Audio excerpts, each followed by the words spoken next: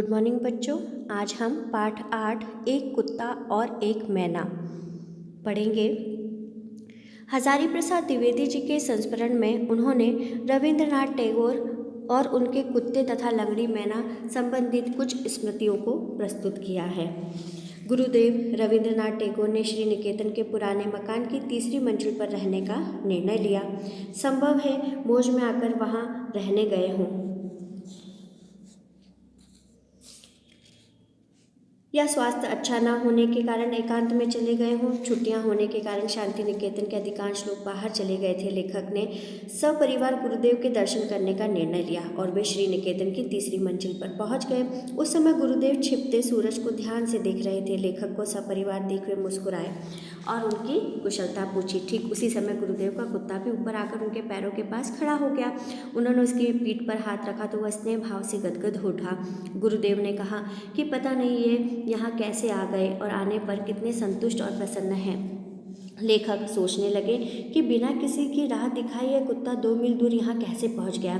इसी कुत्ते को लक्ष्य कर आरोग्य में लिखी गुरुदेव की कविता का ध्यान लेखक को हुआ, जिसमें लिखा था कि भक्त कुत्ता प्रतिदिन प्रातःकाल मेरे निकट आकर तब तक बैठा रहता जब तक मैं उसको छू नहीं लेता हूँ।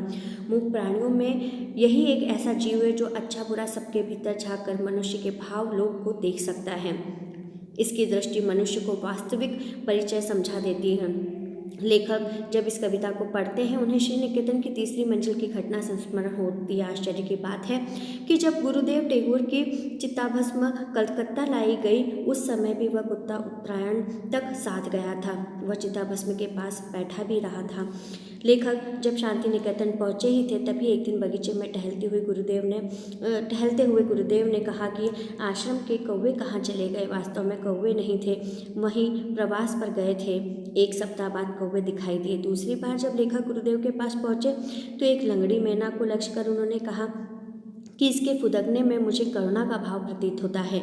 गुरुदेव के कहने पर लेखक को मैना की करुणा का आभास हुआ, अन्यथा वे तो उसे अनुकंपा दिखाने वाला पक्षी मानते थे। इसकी पुष्टि उनके घर के सुराखों में रहने वाली मैना दंपत्ति के व्यवहार से हो चुकी थी। परंतु उस लंगड़ी मैना को देख लेखक को करुणा का आभास हुआ और उन्हें गुरुदेव की कविता का स्मरण आया जो संभवतः इसी मैना को लक्ष्य कर लिखी गई थी। कविता में उस मैना के प्रति सहानुभूति प्रकट करते हुए लिखा था कि बेचारी लंगड़ी मैना क्यों रह रह कर फुदकती फिरती है। अन्य मैनाएं बकबक करती रहती हैं पर लगता है उसके जीवन में गांठ पड़ी है।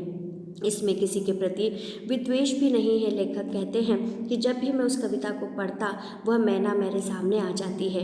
वे चकित हैं कि गुरुदेव ने उन पशु पक्षियों के अंतर्मन के सूक्ष्म भावों को कैसे परख लिया। अचानक एक दिन वह मैना उड़ गई।